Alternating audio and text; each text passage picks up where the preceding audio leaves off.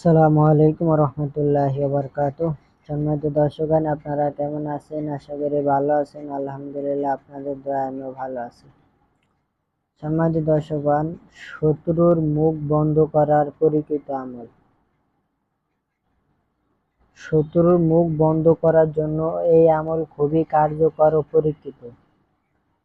পরীক্ষিত আমল। এই আমল বরকতে শত্রুর মুখ এমনভাবে বন্ধ হবে যে সে কথা বলতে গেলে মুখে একটা জড়তা আসবে, ঠিকমতো কথাও বলতে পারবে না। শত্রু একেবারে দমন ও বরবাদ হয়ে যাবে। তো সম্মানিত দর্শকগণ, আপনারা যারা এই ভিডিওটা দেখতেছেন, এই তদবিরের অনুমতির জন্য ভিডিওতে একটা লাইক করবেন, অন্য ভাইদের উপকারের জন্য শেয়ার করে দিবেন, কমেন্টে বলবেন অনুমতি চাই, অনুমতি দিয়ে দিব। আমলের নিয়ম: যে কোনো দিন যে কোনো সময় এই আমল করা যায়। পাক পবিত্র অবস্থায় জায়নামাজে বসে শত্রু দমনের নিয়ত করবেন। দমনের বলতে এই যে শত্রুর মুখ বন্ধ করার নিয়ত করবেন, মনে মনে যে আমি শত্রুর মুখ বন্ধ করে দিতেছি।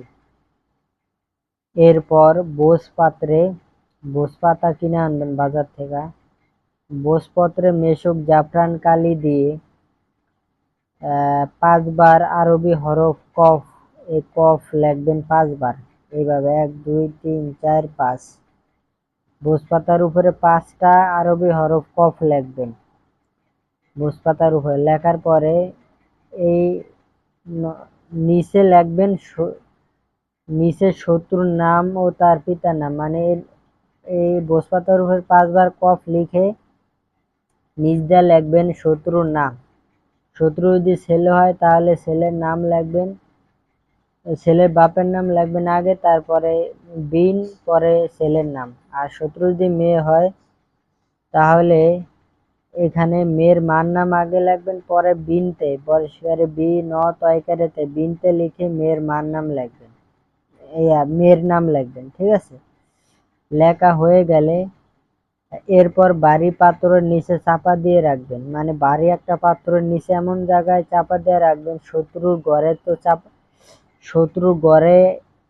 চাপা দিতে পারলে সবচাইতে ভালো হয়। এমন জায়গায় চাপা দিবেন যাতে কেউ না দেখে। আর যদি শত্রু ঘরে চাপা না দিতে পারেন, শত্রু বাড়ির আশেপাশে এমন জায়গায় চাপা দিবেন যাতে বৃষ্টিতে না ভিজে যায়। তো এমন জায়গায় চাপা দিয়ে রাখবেন কারো চোখে যাতে না পড়ে, ভারী পাথর দিয়ে এটা বাস করে চাপা দিয়ে রাখবেন। ঠিক আছে?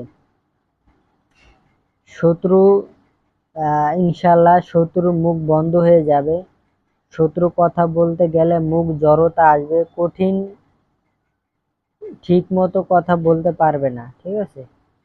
তো শত্রুর মুখ বন্ধ করার পরীক্ষিত একটা আমল দিলাম, তো আপনারা করবেন, আশা করি ফায়দা পাবেন।